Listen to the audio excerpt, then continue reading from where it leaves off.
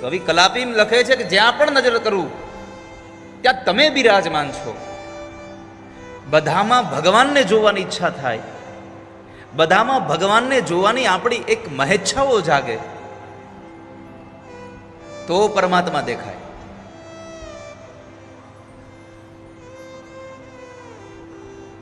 જ્યાં પ્રેમ હોય ત્યાં ભગવાન દેખાય છે. તો માં, મને રજા આપો, મને જવા દો. એક ક્ષણ માટે માં સુનીતિનો જીવ મૂંઝાઈ ગયો કે આટલું મારું નાનું બાળક જંગલમાં જશે તો ત્યાં કેટલો બધો તડકો હશે, કેટલી બધી ઠંડી હશે, કેટલી ભૂખ લાગશે, તરસ લાગશે, વરસાદ હશે, જંગલના હિંસક પશુઓ હશે. મારું બાળક ડરી જશે તો?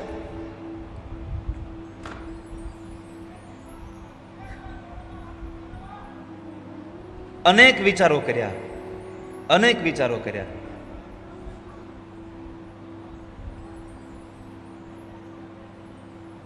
અને પછી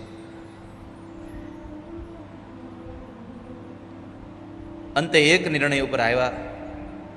માં સુનીતિ બોલ્યા છે કે જેનું ભજન કરવા જાય છે ને એ નારાયણ એમની રક્ષા કરશે. જેનું ભજન કરવા જઈ રહ્યો છે,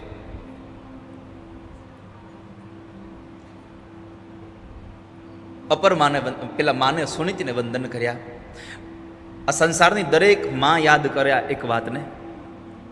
જ્યારે ધ્રુવજી મહારાજ જંગલમાં જવા માટે નીકળ્યા ને તો સૌ પ્રથમ માં સુનીતિ કીધું, બેટા માં સુરુચિને વંદન કરીને જાજો હો. શા માટે? જંગલમાં જવાનું કીધું તું સુરુચિએ, પણ એને યાદ, એને વંદન કરવાનું સુનીતિ એટલા માટે કહ્યું કે જો મનમાં કોઈના પ્રત્યે દ્વેષ ભરીને જાઓ ને તો તમને પરમાત્મા જીવ ન લાગે. તમને કોઈના પ્રત્યે દ્વેષ ન હોવો જોઈએ ભગવાનની પૂજા કરતા સમયે.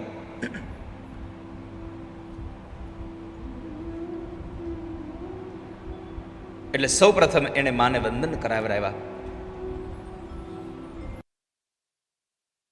મહારાજ વનમાં ગયા. જ્યારે મધુવનમાં માર્ગ ઉપર જઈ રહ્યા છે ત્યારે માં સામેથી દેવર્ષિ નારદ મળ્યા છે. નારદને નમ્યા છે, એટલે ગમ્યા છે. નારદે પૂછ્યું કે બાળક તો આ જંગલના માર્ગે ક્યાં જાય છે? તો કે વનમાં જાઉં છું. કેમ? ભગવાનને ભજવા. નારદને આશ્ચર્ય થયું કે આ નાનું બાળક અને અને અને ભગવાનને ભજવા. કસોટી કરવાની ઈચ્છા થઈ. પ્રશ્ન કર્યો, તને ડર નથી લાગતો કે જંગલમાં તને કંઈ થઈ જશે? ના. બીજો પ્રશ્ન પૂછો, તને લાગે છે કે તને ભગવાન મળશે?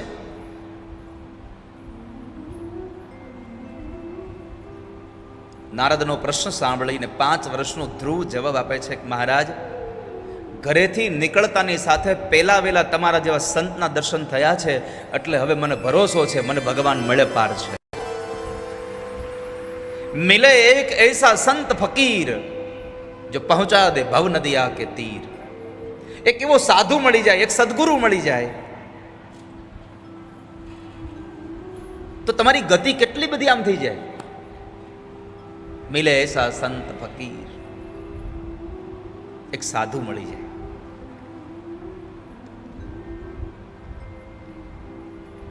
અને એમાં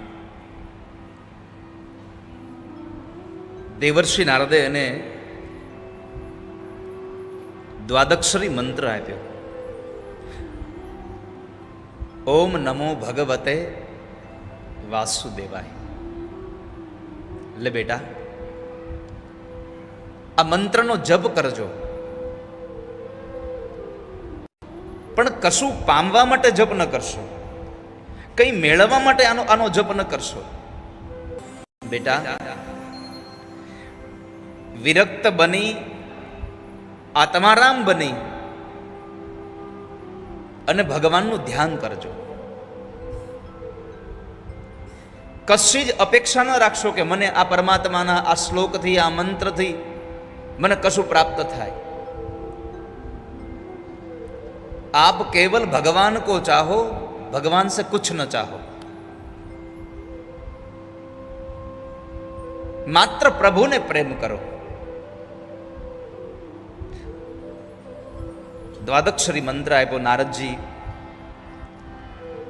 રાજા ઉત્તાનપાદ પાસે આવે છે અને ઉત્તાનપાદ પાસે આવી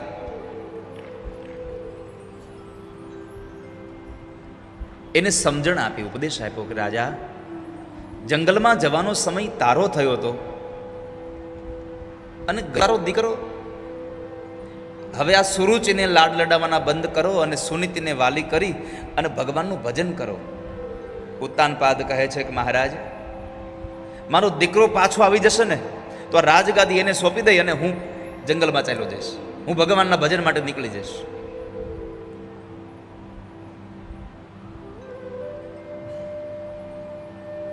અમુક સમય થાય ને પછી સુરુચિને લાડ લડાવવાનું બંધ કરાય. મોઢામાં દાંત ન રહે પછી એમ ન કહેવાય ઘરમાં કે થોડુંક ચણાનું શાક બનાવો ને.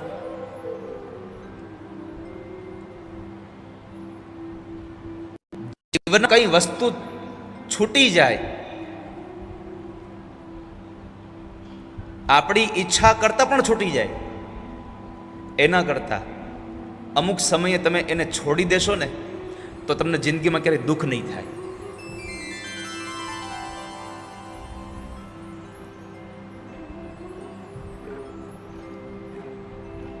બીજી બાજુ ધ્રુવજી મહારાજ જંગલમાં ગયા.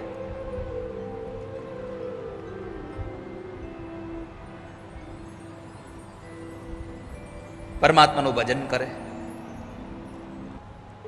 પછી ફળ ખાઈને ભગવાનનું ભજન કર્યું, પછી તૃણપત્રો ખાઈને ભગવાનનું ભજન કર્યું, પછી કેવલ પાણી પી અને પરમાત્માનું ભજન કર્યું, પછી પાણી પણ છોડી દીધું, ક્રિયા ભગવાનનું ભજન કરે. એક સમય એવો આવ્યો કે જેને શ્વાસ પણ બધા જીત શ્વાસો નૃપાત્મજ, શ્વાસને પણ બંધ કરી દીધા.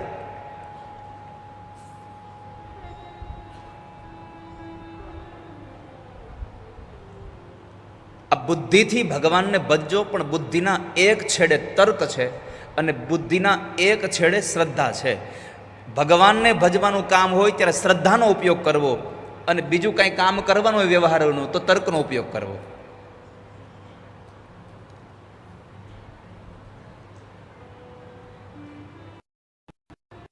આ રૂપી સમુદ્રમાં આ બુદ્ધિ રૂપી આ છીપલું અને એમાં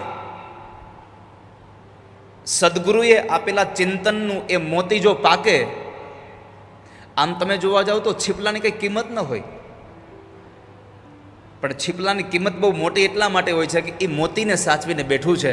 એમ તમે જો આ બુદ્ધિમાં પણ પરમાત્માના ચિંતનને સાચવીને બેસશો તો તમારી બુદ્ધિની પણ આ સંસારમાં કિંમત થશે. વાલા ભક્તજનો,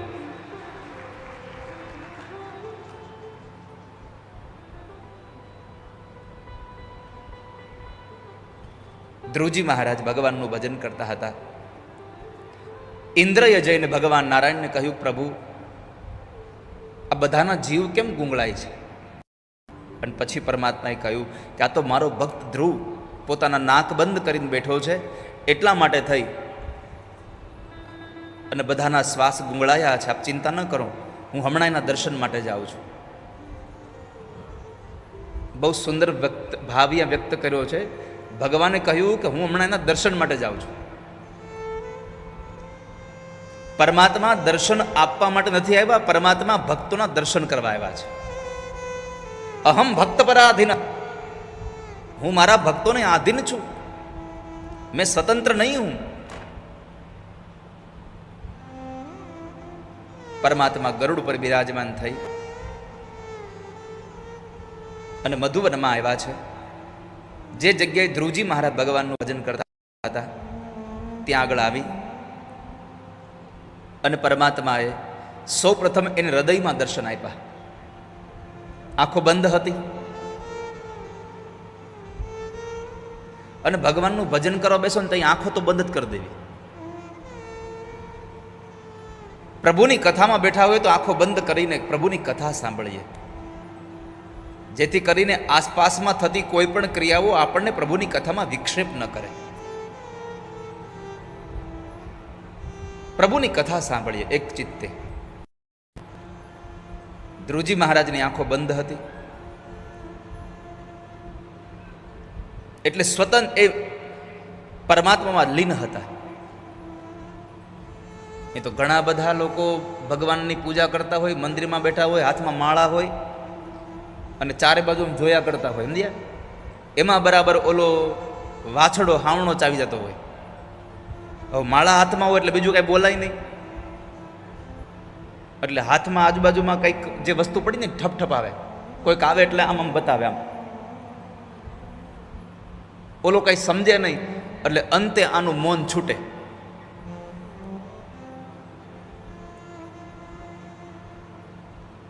જ્યાં સુધી ભગવાન નજરમાં આંખ ખુલ્લી હશે ત્યાં સુધી તમારું ચિત્ત બરાબર ચોટશે નહીં. પ્રભુનું ધ્યાન ધરવા બેસો, પરમાત્માના નામનું ભજન કરવા બેસો, આંખોને બંધ રાખો, જેથી કરીને આંખોમાં પરમાત્માને જોવાના પ્રયત્ન થાય, કાનોથી ભગવાનની કથા સંભળાય અને જીવથી ભગવાનનું નામ લેવાતું જાય. સંપૂર્ણપણે અહીંયા પરમાત્મા સાથે આપણે જોડાયેલા રહીએ. એમાં ભગવાન આવ્યા છે, હૃદયમાં દર્શન આપ્યા, હૃદયમાં દર્શન આપી પરમાત્માએ રૂપ અંતર્ધાન કર્યું. ધ્રુવજી આકુળ વ્યાકુળ થઈ ગયા, ભગવાન ક્યાં ગયા? ભગવાનને શોધવા માટે આંખો ખુલી ગઈ અને જે ભગવાનને હૃદયમાં જોયા હતા એ પરમાત્માને સામે જોયા છે. સશંખ ચક્રમ સકિરીટ કુંડલમ સપીત વસ્ત્રમ સરસી રૂહે ક્ષણમ સહાર વક્ષસ્થલ શોભિકો શુભમ નમામિ વિષ્ણું શિરસા. હે નારાયણ, ચાર હાથ હતા ભગવાનને, શંખ ચક્ર ગદા અને પદ્મ ભગવાને ધારણ કર્યા છે. અને એ પરમાત્માને જોયા પછી કંઈક બોલવું છે પણ કશું બોલાતું નથી. ભગવાન સમજી ગયા એટલે પરમાત્માએ પોતાના હાથમાં રહેલો શંખ, જેને વિદ્યાનું જ્ઞાનનું પ્રતીક કહ્યો છે, એ એના કાનમાં સ્પર્શ કરાયો, ગાલમાં. ભાગ લખ્યું છે કપોલ. કપોલનો અર્થ છે ગાલ. પરમાત્માએ એને સ્પર્શ કરાયો અને એક વેદનો જ્ઞાતા બ્રાહ્મણ જેમ ભગવાનની સ્તુતિ કરે એવી રીતે ભગવાનની સ્તુતિ કરી રહ્યો છે. પુરુષાય તુભ્યમ. ભગવાન, આ શ્લોકમાં એટલો સુંદર ભાવ લખ્યો છે ભગવાન વ્યાસને. ધ્રુવજી કહે છે, યોંતઃ પ્રવિશ્ય મમ વાચ મિમામ પ્રસુપ્તામ. હે મારી ભીતરમાં રહેનારા, તમે મારી ભીતરમાં છો એટલા માટે થઈ અને હું બધી જ ક્રિયાઓ કરી શકું છું. જો તમે મારી અંદર ન હોવ તો મારાથી કશું ન થાય. પરમાત્માની શક્તિ આપણી અંદર છે એટલે આપણે ચાલી શકીએ છીએ. પરમાત્માની શક્તિ છે એટલે આપણે સાંભળી શકીએ, બોલી શકીએ, જોઈ શકીએ, સૂંઘી શકીએ. આ બધી જ ક્રિયાઓ કેવલ પરમાત્માને આધીન રહી છે. પરમાત્માની શક્તિ આપણામાં છે. એટલે એ પરમાત્માના દર્શન કર્યા, સ્તુતિ કરી. ભગવાને પૂછ્યું, તારે શું જોઈએ છે? તારી ઈચ્છા હોય એ માગી લે. તારી જે ઈચ્છા હોય એ માગી લે. તારે શું જોઈએ છે? અને ત્યારે 5 વર્ષનો ધ્રુવ કહે છે, પ્રભુ તમે મળ્યા અને પછી કાંઈ ઈચ્છા બાકી રહે તો તમારા મળવાનું મહાત્મ્ય ઘટી જાય, તમારા દર્શનનું મહત્વ ઘટી જાય. તમે મળો પછી માગવાનું થાય તો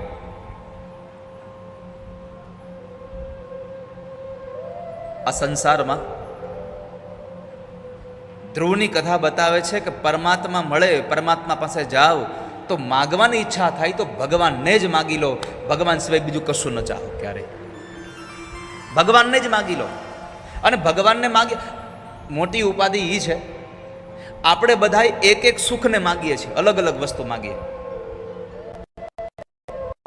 માણસ ભગવાન પાસે કાર માગી રહ્યો છે, કોઈ માણસ ભગવાન પાસે મકાન માગી રહ્યો છે, કોઈ માણસ ભગવાન પાસે સંતાન માગી રહ્યો છે, કોઈ માણસ ભગવાન પાસે નોકરી માગી રહ્યો છે, સંપત્તિ માગી રહ્યો છે. બધા એક એક વસ્તુ માગે છે. જેવું એક વસ્તુ મળી જાય એટલે પછી બીજી વસ્તુ, બીજું પૂરું થાય ત્રીજી વસ્તુ. એક વાત સમજાવું,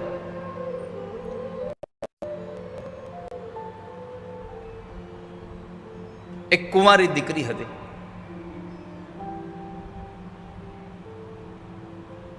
એના પરિવારના બધા લોકો બેઠા હતા અને એણે પરિવારમાં વાત કરી એના બાપુજીને કે પપ્પા મને એક સસરા લઈ આવી દો. થોડી વાર થઈ તો એના મમ્મીને કીધું મમ્મી મને એક સાસુ લઈ આવી દો, મને એક નણંદ લઈ આવી દો, મને એક દેર ગોતી દો, મને એક જેઠ ગોતી દો, મને જેઠાણી હોય એવું ગોતી દો, એવું લઈ આવી દો. અને ત્યારે પરિવારના બધા ભેગા થઈને કીધું બેટા એક ધણી નક્કી કલમાં આવશે વાહે.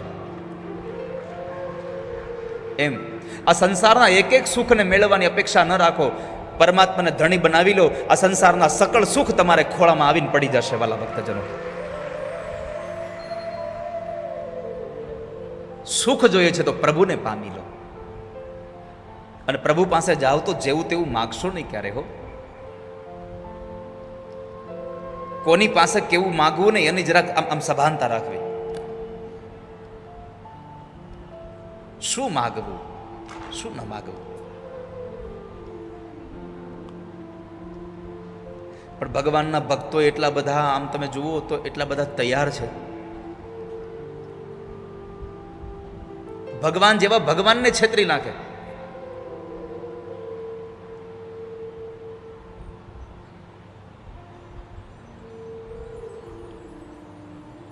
એકવાર એક અંધ માણસ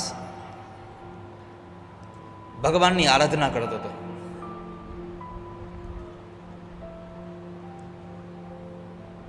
બહુ આર્થિક સ્થિતિ સારી નહોતી.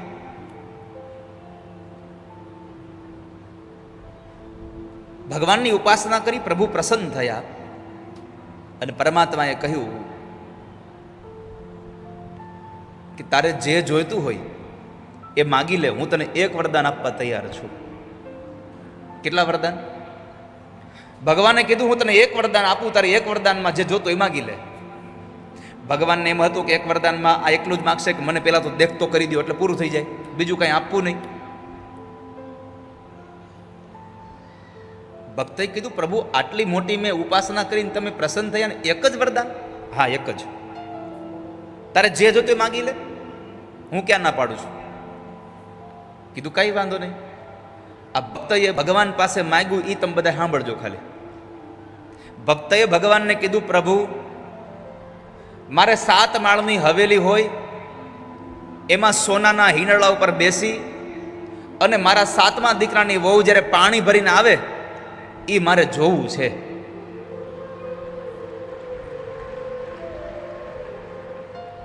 સાત માળની હવેલી, સોનાના હિંડોળા ઉપર બેસું, મારા 7મા દીકરાની વહુ પાણી ભરીને આવે એ જોઈને મારે રાજી થવું છે. આમાં સમજાણું તમને? એક તો 7 માળની હવેલી એટલે મકાન મોટું થઈ ગયું, સોનાનો હિંડોળો એટલે સંપત્તિ મોટી થઈ ગઈ, 7મા દીકરાની વહુ એટલે કે 7 દીકરા પછી એ દીકરો 25 વર્ષનો થાય એટલે આવરદાય મોટી થઈ ગઈ. અને પછી કીધું કે મારે એને જોવું છે એટલે મને આંખે મળી ગઈ. ભગવાન કે આ મને છેતરી કરવા છે. પ્રભુ પાસે માગો તો એવું માગો કે ઠાકોરજી રાજી થઈ જાય.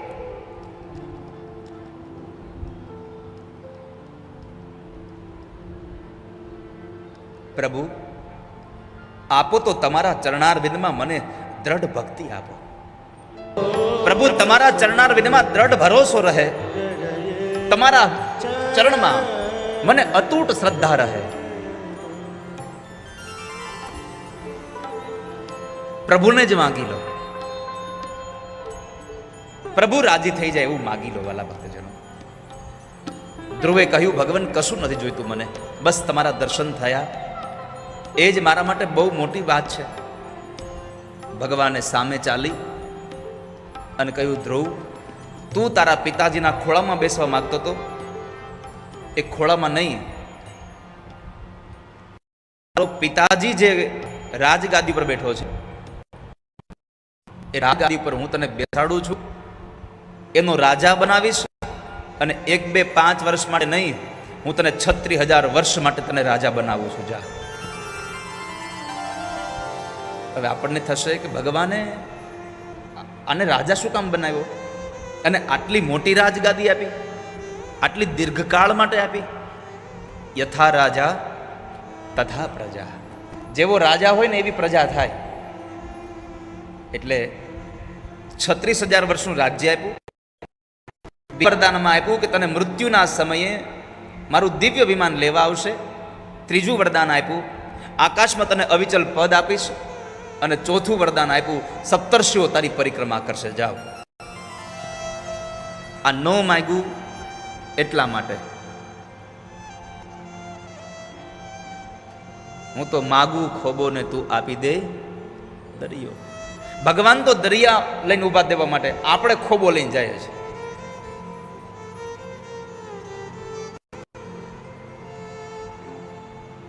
આકાશમાં અવિચલ પદ એને મળે જે સમાજના જીવાત્માઓને સાચો માર્ગ બતાવે. ધ્રુવનો તારો કોઈ જોયો છે? કેટલા લોકોએ ધ્રુવનો તારો જોયો છે?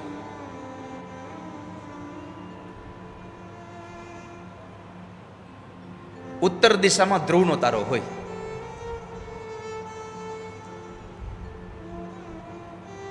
સમુદ્રમાં કોઈ ખલાસીઓ ભૂલા પડી જાય અને એ દિશા ભૂલી જાય, અને રાત્રે જ્યારે આકાશમાં નજર કરે ને ધ્રુવનો તારો દેખાય છે એટલે ખબર પડે ઉત્તર દિશા આ બાજુ આવી છે. દિશા બતાવે એને અવિચલ પદ મળે.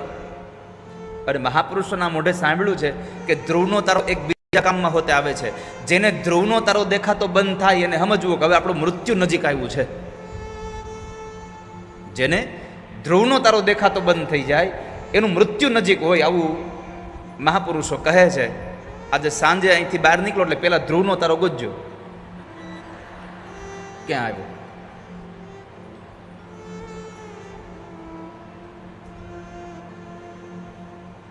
ધ્રુવજી મહારાજને ભગવાને વરદાન આપી અને પ્રભુ વિદાય થયા છે. પરમાત્મા વિદાય થયા, અંતર્ધાન થયા. ધ્રુવજી મહારાજ કચવાતા મને ઘરે આવ્યા છે. આપણને થાય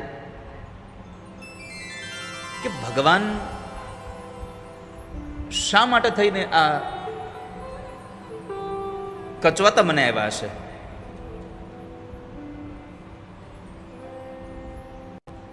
ભગવાન મળે પછી કચવાવાનું? પણ એનું મન એટલા માટે દુભાયું હતું કે ભગવાન મળ્યા પછી મારે મુક્તિ માગવી જોઈએ, આ તો બંધન મળ્યું મને. ઘરે આવ્યા, સૌથી પહેલા અપરમાને વંદન કર્યા છે. કેમ? તો કહે છે કે માં, તમે મને મેણું માર્યું ન હોત તો મને આજ ભગવાન નારાયણના દર્શન થયા ન હોત. આ કથા આ સંસારના લોકોને એક સંદેશો આપે છે. ક્યારેક તમારું કોઈ ખરાબ કરે એવી આપણને લાગે ને મનમાં કે આ માણસ મારું ખરાબ કરી રહ્યો છે, ભરોસો રાખજો એમાં ઠાકોરજી તમારું કંઈ ખારું કરી રહ્યા છે. જો આજ અપરમાએ ખરાબ વેણ ન કીધા હોત તો ધ્રુવને ભગવાન ન મળ્યા હોત. ક્યારેક આપણું કોઈ ખરાબ કરે તો સારું થતું હોય. એમાં સ્કોટલેન્ડમાં, વિદેશમાં સ્કોટલેન્ડમાં એક ક્લર્ક પરિવાર હતો. કુલ 12 જણાનો પરિવાર, 10 દીકરાઓ અને પતિ પત્ની, આ 12 જણા કુલ હતા. વર્ષોથી એ પરિવારનો એ 10 દીકરાનો બાપ મહેનત કરે પણ પૈસા ભેગા ન થાય. બધાને અમેરિકા ફરવા જવું હતું. એમાં એકવાર સમય આવ્યો પૈસા ભેગા થયા એટલે બધાનો પાસપોર્ટ કઢાવ્યો. પાસપોર્ટ કઢાવ્યા પછી બધાએ અમેરિકાના વિઝા લીધા. વિઝા મળી ગયા પછી એમણે અત્યારે તો મળતા જ નથી.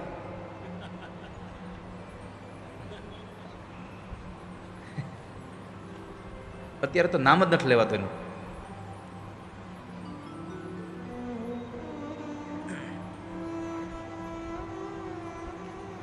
તો વિઝા લીધા. વિઝા આવી ગયા પછી એમણે ટિકિટ લીધી. અને તમે જુઓ કે ઘરમાં જ્યારે બધાની પાસે ટિકિટ આવી ગઈ કે આપણે આ તારીખે જવાનું છે, અને આખા ઘરમાં દિવાળી જેવો માહોલ હો. લોકો શોપિંગ કરવા જાય, બધાની સૌની બેગ ભરે, એટલી તૈયારીઓ કરે. એમાં બન્યું એવું, જવાને 7 દિવસની વાર હતી ખાલી, અને સૌથી નાનો છોકરો બરાબર બજારમાંથી ચાલ્યો આવતો હતો, અને એના પગમાં એક કૂતરું બટકું ભરી ગયું. દવાખાને લઈ ગયા એમને, હોસ્પિટલમાં ગયા. એટલે ત્યાં ડૉક્ટરે કહ્યું કે તમે હવે 14 દિવસ શહેર મૂકીને આને બહાર લઈને ક્યાંય જતા નહીં, તમારે 14 દિવસ અહીંયા આવવાનું છે. હવે જવાના 7 દિવસ બાકી હતા, અને અહીંયા કીધું 14 દિવસ કોઈ જતા નહીં. આખા ઘરમાં અમાસ જેવો વાતાવરણ, માતમ છવાઈ ગયું. તમે જુઓ, સૌથી નાના દીકરાને ઘરમાં કોઈ બોલાવે નહીં. એ 10 દીકરાનો બાપ ભોજન ન કરે, કારણ કે આટલા વર્ષોથી મહેનત કરતા હતા.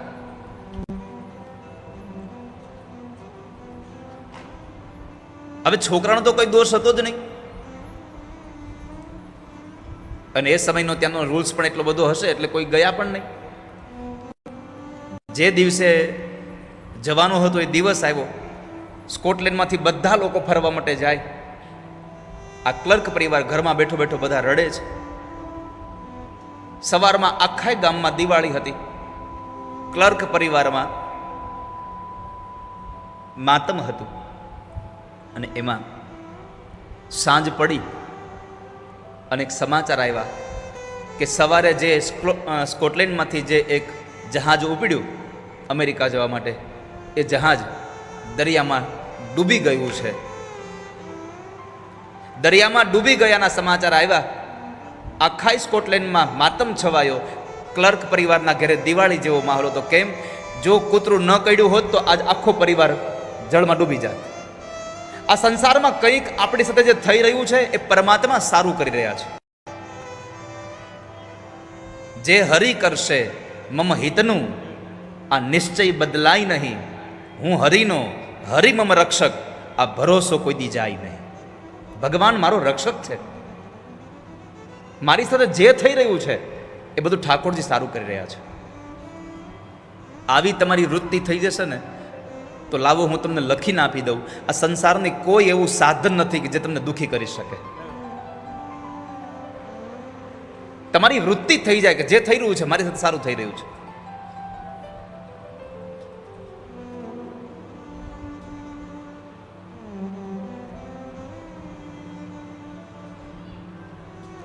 ધ્રુવજી મહારાજે અપર માને વંદન કર્યા, માં સુનીતિને વંદન કર્યા. આ સુનીતિનો બાળક હતો. આજે સુનીતિને પોતાની છાતી ગજગજ ફૂલે છે કે હું ખરેખર આજે પુત્રવાન થઈ મારો આવો દીકરો મળ્યો છે. ભગવાનનો ભક્ત મને મળ્યો.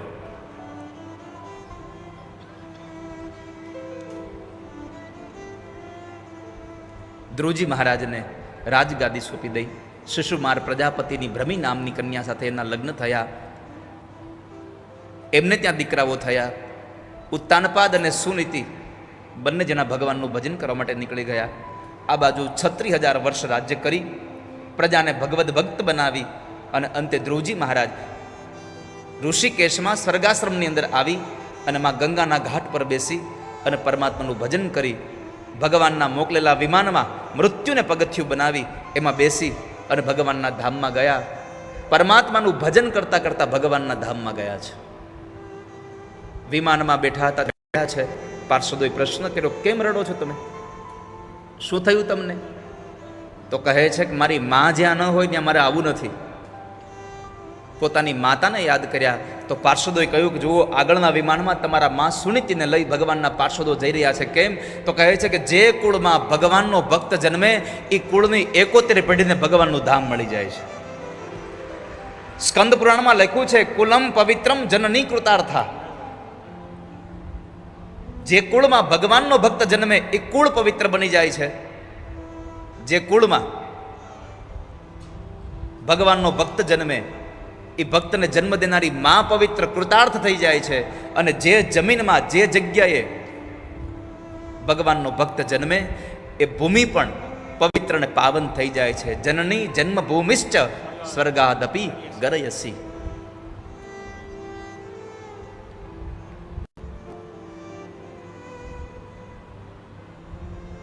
તો ધ્રુવજી મહારાજની કથા આપણને 2-3 સંદેશાઓ આપી જાય. એક, ભગવાનનું ભજન કરવા માટે કાંઈ ઉંમરની કોઈ આવશ્યકતા નથી. ગમે તે ઉંમરે ભગવાનનું ભજન થાય, પણ આપણે રાહ જોઈએ છે કે ઘરડા થવું તો ભગવાન ભજશું.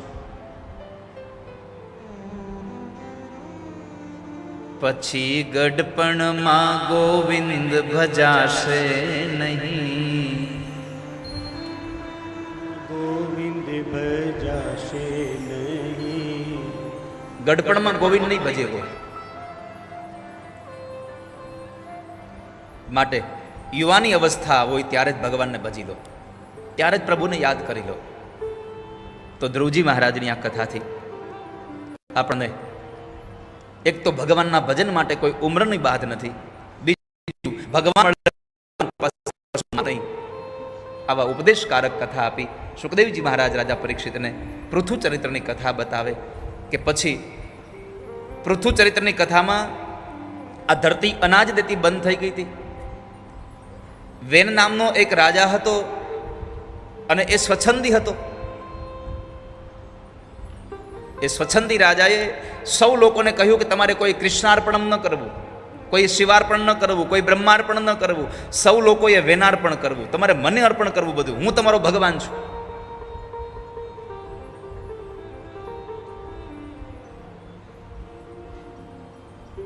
એટલો બધો અભિમાનમાં છકી ગયેલો ઋષિ મુનિઓએ બ્રાહ્મણોએ હુંકાર માત્રથી એને માર્યો. એની માં સુનીતાએ એના આ શબને તેલની કોઠીમાં સાચવ્યું. એમાં દુષ્કાળ પડ્યો. રાજાની જરૂર હતી પણ રાજા તો હતા નહીં. એટલે પછી બ્રાહ્મણોએ આના શબનું મંથન કર્યું અને ભુજામાંથી ભગવાન પૃથુનું પ્રાગટ્ય થયું. અને એ પૃથુ ભગવાને વરસાદ યજ્ઞ કર્યો. યજ્ઞ દ્વારા વરસાદ વરસ્યો. વરસાદથી અનાજ પાક્યું અને અનાજ દ્વારા આ જનજીવન ફરી પાછું સામાન્ય થયું. રાજાનો ધર્મ શું છે એ બતાવવા માટે થઈ અને ભગવાનનું પ્રાગટ્ય થયું. રાજાનો ધર્મ છે પ્રજાના સુખમાં સુખી થવું અને પ્રજાના દુઃખમાં દુઃખી રહેવું. આ રાજાનો ધર્મ છે. એની વાત બતાવી અને ત્યાર પછી પુરંજન આખ્યાન કે જેમાં આ જીવાત્મા ભગવાનથી જુદો થયો એ પુરંજન છે. એ પુરંજનની કથા બતાવી વિશ્રામ કરી પંચમ સ્કંદમાં મનુ મહારાજના દીકરા પ્રિયવ્રતની કથા, જેને વ્રત પ્રિય છે એ પ્રિયવ્રત મહારાજ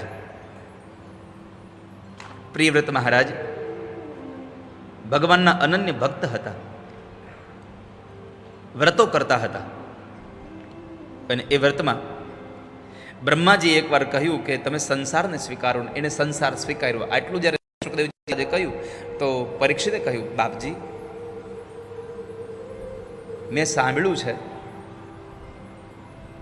કે પ્રિયવ્રત તો એક આત્મારામ પુરુષ હતા. પ્રિયવ્રતો ભાગવત આત્મારામ કથમ મુને ગૃહે રમતયન્મૂલ કર્મબંધ પરા. આત્મારામ પુરુષ હતા અને છતાં એને સંસાર સ્વીકાર્યો. પ્રભુના ભજનની અંદર એને આ સંસારના લોકો, એના પત્ની, એના બાળકો બાધક ન. બ્રહ્માજીએ કહ્યું, સુખદેવજીએ કહ્યું કે સાંભળો, પ્રિયવ્રતને સંસારમાં કોઈ રસ નહોતો, પણ બ્રહ્માના કહેવાથી કે આ ગ્રહસ્થાશ્રમ બંધ નથી, ષડ રિપુઓને જીતવા માટેનો એક કિલ્લો છે, માટે તમે ગ્રહસ્થી બનો. બ્રહ્માના સમજાવવાથી પ્રિયવ્રત મહારાજે વિશ્વકર્માની દીકરી બરહસ્મતી સાથે લગ્ન કર્યા. 10 દીકરાઓ થયા અને એક ઉર્જસ્વતી નામની કન્યા થઈ. એમણે જ્યારે લગ્ન કર્યા એમાં પોતાના નિવૃત્તિના સમયે એણે 3 દીકરાઓ વિરક્ત બન્યા, 7 દીકરાઓને એક દ્વીપનું રાજ્ય આપ્યું.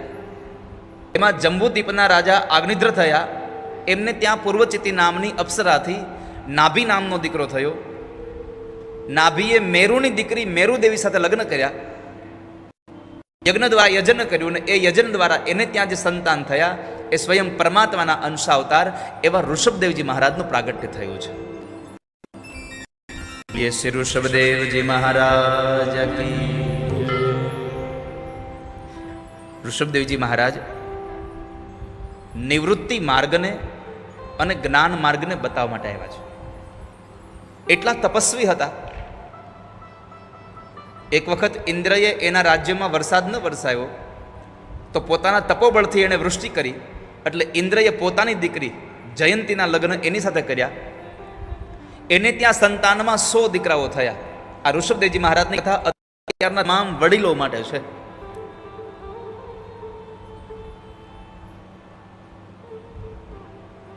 કે જેને નિવૃત્તિનો સમય નજીક આવ્યો છે તો એવા લોકોને શું કરવું જોઈએ એના માટેનો આ પ્રસંગ છે. ઋષભદેવજી મહારાજ એના લગ્ન થયા અને એ લગ્નમાં 100 સંતાનો થયા. અને એ 100 દીકરાઓને જ્યારે એ પોતાનું નિવૃત્તિના સમયમાં પોતાની સંપત્તિ આપે છે ત્યારે સૌથી પહેલી વાત એ કરી કે મહાપુરુષોના ચરણની સેવા કરજો. મહાપુરુષોના ચરણની સેવા તમારા સ્વર્ગનું દ્વાર ખોલશે, અને સંગ કરશો તો નરકનું દ્વાર ખુલી જશે. આ સંસારમાં કેવલ સંપત્તિ જ તમારું બધું નથી. તમારે તમારું જો આભૂષણ બનાવવું હોય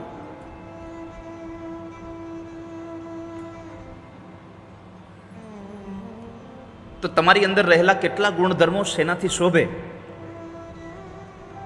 એની વાત રાજા ભર્તૃહરિએ પોતાના નીતિ શતકમાં બતાવી છે. સૌથી મોટી વાત કરી છે કે છોકરાઓ સાંભળો, તમારી અંદર સૌજન્યતા હશે તો તમારી મોટાઈને શોભાવશે. તમારી અંદર સુજનતા વગર મોટાઈ ક્યારેય શોભતી નથી. બીજું, તમારી અંદર શૌર્ય હોય પણ વાણીને સંયમમાં રાખવી પડે. શૌર્યમાં હંમેશા વાણી સંયમમાં રહેવી જોઈએ. તમારી વાણીથી તમારું શૌર્ય શોભે છે. પોતાની વાણીથી પોતાના પરાક્રમના વખાણ ન કરવા. લક્ષ્મણજીએ પરશુરામજી મહારાજને કીધું, એ તો દેખાય છે તમારી વાણીમાં કેટલા પરાક્રમી છો એમ. વાણીથી પોતાના પરાક્રમ પોતે ન ગાવા. શાસ્ત્રીજી, જ્ઞાનનું ભૂષણ છે શાંતિ. તમારી પાસે જ્ઞાન હોય તો એ શાંતિને લાવવા માટેનું જ્ઞાન હોવું જોઈએ. બીજાના જીવનમાં અશાંતિ ઊભું કરવા માટે જ્ઞાન ન હોય. જ્ઞાનસ્યોપશમશ્રુતસ્ય વિનયો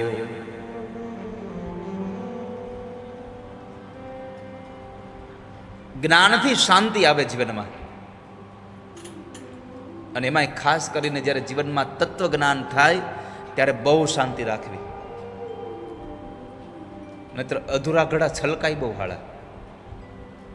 કોકની માથે આમ ઘડો હોય અને બાજુમાં બે ત્રણ જણા હાલ્યા જતા હોય, અને જો ઘડો અધૂરો હોય ને તો એ જેની માથે ઘડો હોય એને તો પલાળે, બાજુમાં હોય એને હોતે પલાળે.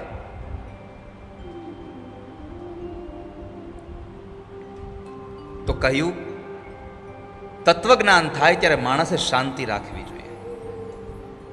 બીજું, આ તમે અત્યારે ભાગવતની કથા સાંભળવા આવ્યા છો ને, એ કથા સાંભળવાનું તમને શોભે ક્યારે ખબર છે? તમારામાં નમ્રતા હોય તો. નમ્રતાથી શાસ્ત્રનું શ્રવણ શોભે છે. હવે આપણે કોઈક બેસી ગયા હોઈએ, અને પછી આપણાથી કોઈ વડીલ આવે અને છતાંય આપણે ઊભા ન થઈએ, અને એ વડીલ ચારે બાજુ જગ્યા ગોતે ને ક્યાંય જગ્યા મળતી ન હોય, વળી પાછા વયા જાય, તો આપણું શ્રવણ અધૂરું છે. એને આપણે ઊભા થઈને એને બેસાડી દઈએ તો શાસ્ત્રનું શ્રવણ સાચું પડે તમારી માથે. ભલે ને એની પાસે વીઆઈપી પાસ ન હોય, શું થઈ ગયું? આપણી ફરજ છે, આ વડીલ છે, નમ્રતાથી શાસ્ત્રનું શ્રવણ શોભે છે. બીજું, દાન શોભે ખરું, પણ જો સત્પાત્રને આપવામાં આવે તો. દીયતેનુપકારિણે, યોગ્ય સમયે યોગ્ય વ્યક્તિને જો દાન આપવામાં આવે તો તમારું દાન શોભે છે. તમારું ધન છે, ધન, એની શોભા તમારું દાન. સત્પાત્રને દાન કરો. તમારા તપને શોભાવવું હોય તો જીવનમાં ક્યારેય ક્રોધ ન કરશો. તપસ્વી માણસ ક્રોધ ન કરે, કારણ કે ક્રોધથી આપણું સત્કર્મ નષ્ટ થાય છે. માટે ક્રોધ ન કરો. એટલે લખ્યું અક્રોધ તપસ ક્ષમા પ્રભવિતુ. માણસ તપ કરે પણ ક્રોધ ન કરે. અત્યારે તમે કથામાં બેઠા છો ને, તમે તપ કરી રહ્યા છો, અને આજ તો રાતના 10 વાગ્યા સુધી તમારે તપ કરવાનું છે. ઘરે કહીને આવ્યા છો ને આજે કે નહીં?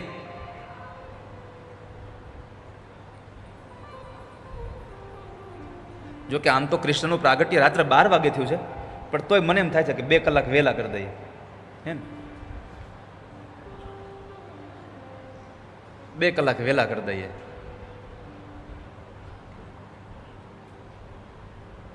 અને આમે ઘણા ટાઈમ પછી રાજકોટમાં આવી છે, એટલે એમ થાય છે કે ઘણું બધું તમને દઈને જ જવું છે અહીંયાથી.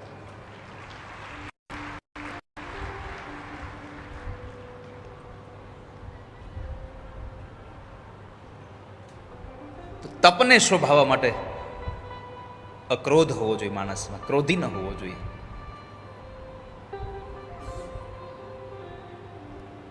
સમર્થ પુરુષ હોય પણ જો એમાં ક્ષમાનો ગુણ ન હોય તો એની સમર્થતાને કોઈ વંદન ન કરે.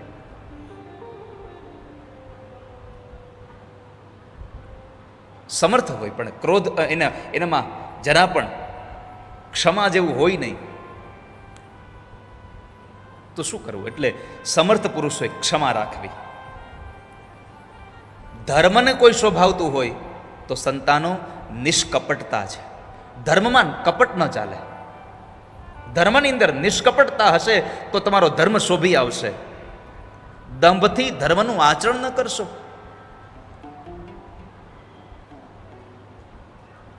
અને છેલ્લે કહ્યું, સુજતા વગેરે સર્વગુણોનું મોટું કોઈ કારણ હોય તો શીલ છે. શીલમ પરમ ભૂષણમ. શીલનો અર્થ છે સ્વભાવ. તમારા બધા જ ગુણ હોય, તમારી પાસે પૈસો હોય, તમારી પાસે સામર્થ્ય હોય, તમારી પાસે તપ હોય, તમારી પાસે દાન કરતા હો, બધું જ કરતા હો, પણ તમારો સ્વભાવ સારો નહીં હોય તો આ સંસારમાં તમારી કિંમત નહીં થાય ક્યારેય. શીલમ પરમ ભૂષણમ. માણસ પોતાનો સ્વભાવ સારો રાખે, અને જેણે પોતાની જીભ જીતીને, જીભ એણે જગત જીત્યું છે આ સંસારમાં. જીભને જીતવાની બહુ જરૂર છે. હકા પાછું બંધ થઈ ગયું, પાછળ જા. હવે આમ જો પ્રભાત તું ન્યા જ બેસજો, ત્યાં બેઠો બેઠો માળા કરજે, મારો દીકરો છે તારી પાસે માળા?